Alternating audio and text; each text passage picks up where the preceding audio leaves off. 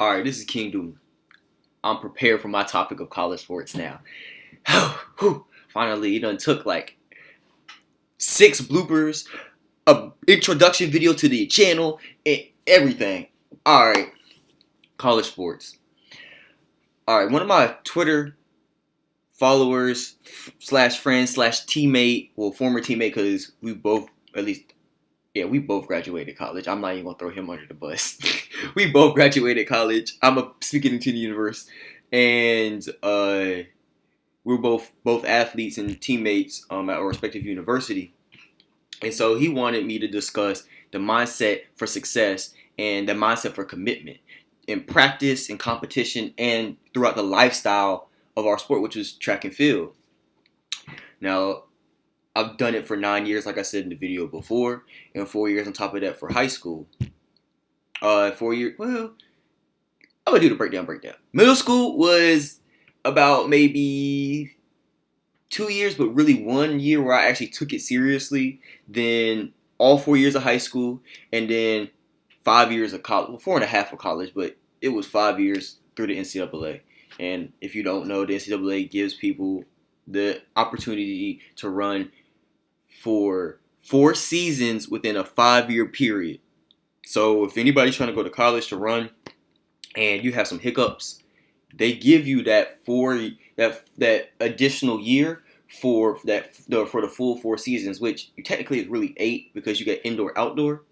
So honestly, I can dive into that like my whole collegiate career later, but that's the general gist of it all.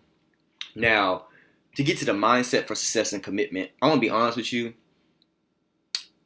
I'm very dedicated to a lot of things in my life that are important to me, but my viewpoint on success and commitment might be completely different than the next person's, and I'm pretty sure it will be. But I believe giving 110% of yourself to whatever you're doing. I never believed going to school or going to college or even being in a relationship with somebody and not giving that 110% at what you have in that moment. Because at the end of the day, why would you do something and not want to be the best at it? Doesn't make any sense, to me at least. So it takes the small steps to get to that bigger goal. And I had to learn throughout my college career that the bigger goal was much more about the journey than it was about that goal. So I can simply say that each and every day, you got to go into practice, competition, even how you sleep, eat, whatever, with that mindset every single day. Every single day. So, how you choose to do your sport will dictate your success in it. You can party all day and still be successful. I've seen it happen. You can be structured and still be successful, or you can still fail. Either way, like the spectrum of the line is you can still be successful or fail. Either way you look at it, either way you do it, either way you choose to do it, but you gotta do it your way. I choose to be a little more strict in how I operate in certain things, and it's brought me some success and it's brought me some failure. And now I'm more lenient in how I choose to do what I want to do. I'm still going to be dedicated to my sport and still be dedicated to myself for that mindset for success, period. But it's never going to be clear-cut perfect. Never. So to get onto the first topic or subtopic of the main topic is practice. So in practice, I generally will wake up, go to class, eat breakfast, maybe. If I do eat breakfast, I would eat like 2 things, like eat oatmeal and then maybe go to Chick-fil-A and get some more breakfast so I can have a higher calorie intake so I'm not hungry by the time I get to practice. If that didn't work and I'm still hungry because I'm a bottomless pit, I would eat something for lunch because you got to fill your body, and I would carry a jug of water or a bunch of water. It doesn't matter if it's a jug or not, and just drink water all day. Water is your best friend as an athlete. But I go into practice telling myself I'm going to conquer this workout. I'm going to conquer the workout. Because if I go into practice like scared of the workout, it's like going and doing anything and being fearful of it. Now some people take that fear and they jump and they go with it. Some people just they get scared and they step back. Well, I look at anything that might scare me and I tell myself I'm gonna conquer it. I'm gonna do it. I'm gonna show to myself that I can handle it. And so that's what I do in practice every day is I'm the best at what I do and I'm going to prove that I'm best at what I do to myself. And if I do that to myself, I know everybody else around me is eventually it's going to fall in line that way. And so to have like the coach I have, it's very easy to have that mentality because he talks shit. And I'm all for people talking shit to me and they're not serious about what they're saying. You can tell me all day, oh, you ain't shit, you a bitch, you that. Hopefully YouTube doesn't demonetize that. But you know what I'm saying? Like you say, like you can call me whatever. I know I'm not that, but it makes me want to prove to you that I'm not. And it can be that easy to motivate me because I want to prove you wrong. It's different when somebody's telling you that you ain't shit or they whatever, and they really mean it. There's a difference. And so for me, you know what I'm saying, all practice is honestly listen to your coach. If your coach has a former athlete or is a coach that's coached people to success, listen to that person. Male or female, listen to them wholeheartedly. They know what they're talking about. They're going to get you there. They're going to get you there. Whatever there is for you. And so I simply say that to say practice is the hard part of everything. If you can get through practice, you can get through competition. If you can get through practice, you can get through competition. It's that simple. So we're going to move on to the competition part. Now, competition mindset. Now, give or take, I can fluctuate on how I feel in competition mindset. Like in practice, I can give my all for those multiple reps and be fine. But then competition is different in the sense of I give my all that I have in that moment. Did I have to do it again for multiple events? Now, no excuses or anything of that nature, but it's sometimes hard when you give 100% here and you're trying to give 100% over here, but you're giving 100% of what you got left. And then that middle thing is like a tune-up for then the final thing. Like I've ran my 400 because I was a long sprinter. I ran my 400, gave my best performance that I could give, ran my 200 and gave an even better performance, and then I was fine. But then the next day gave my 100%, and then I ran the 200 and it was just shit because I was all I had left. Like all I had left, giving what I got. And you know, I believe this. The 400 and 200 are different styles of running, different muscle fibers and twitches and all that if you want to get technical.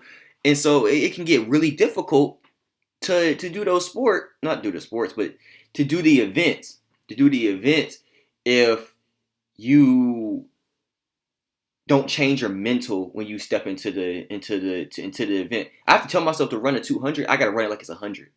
Because if I tell myself to run it like a 4, I'm not going to run it fast because the 4 is so tactical and strategic, and people that know me know I overthink shit sometimes, but I also like to think. So the 400 is the type of race where I can run and I can cut my brain off or cut my brain on. The 200 is the type of race where if I have my brain on, I'm going to run fast, but I'm not going to run as fast as I possibly can because I just need to stop thinking. I just need to go in animal mode. So give or take, I got to do that.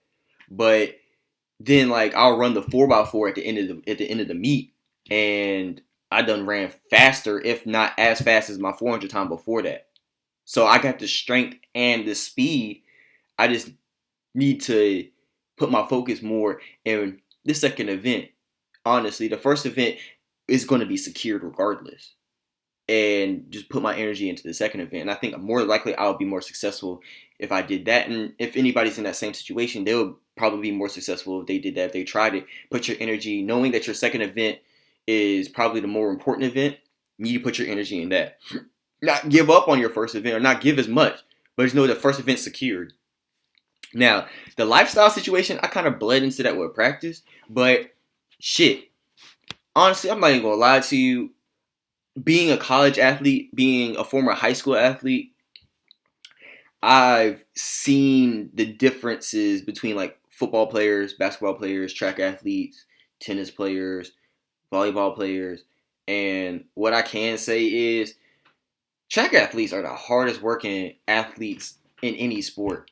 Running is every sport's punishment. Every sport's punishment. And we enjoy doing that shit for whatever reason. Actually, I enjoy it because it makes me feel free.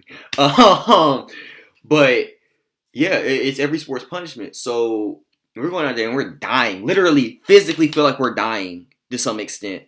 And it kind of shapes you. Because everybody jokes around and says life's a marathon, not a sprint. And even if you were sprinting, long sprint, short sprint, that it's a marathon when you're running it. My coach has told me if you run a race fast, you're doing it wrong. If you feel like you're running fast, you're doing it wrong. But if you feel like you're moving slow, you're doing it right. Your body's like hit a whole nother level and you're doing it right. And you're going to run the fastest you ever ran. It's like a feeling of effortlessness and lightness. And I felt that many of times. And it's like getting high for the first time. You want to chase that high. And it's a positive high. You know what I'm saying? Like, I've ran track. And it's been the best thing in my world. I've made friends. I've made brothers and sisters.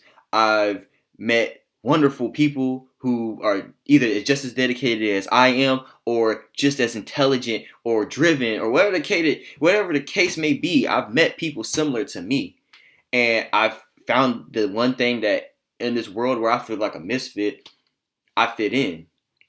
And the sport has blessed me in other avenues of my life. Mainly from like being hard to gain weight as a kid to I could easily set a schedule and gain 20 pounds in 2 weeks. I'm one of those freaky people that give me 2 weeks of training, I'm in shape to probably run what I was running earlier this year. And so the sport has allowed me to learn myself. I want to learn what I like to do, what I don't like to do. I've met people who did different events and they're a lot crazier than I am, but they don't want to do my event because it's too hard. You're crazy to do it. But then I've seen them take a pole and shove it into the damn ground and they're flying 14 fucking feet in the air. Yeah, no.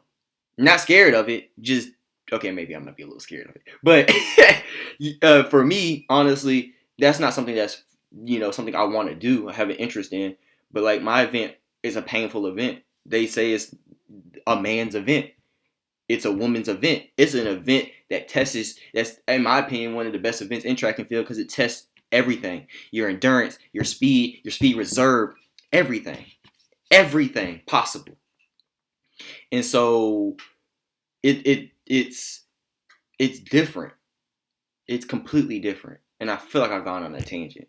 But to get to the lifestyle, so I can kind of end this video, is